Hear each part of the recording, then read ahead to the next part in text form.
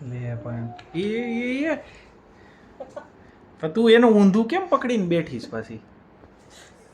એ હા બસ લ્યો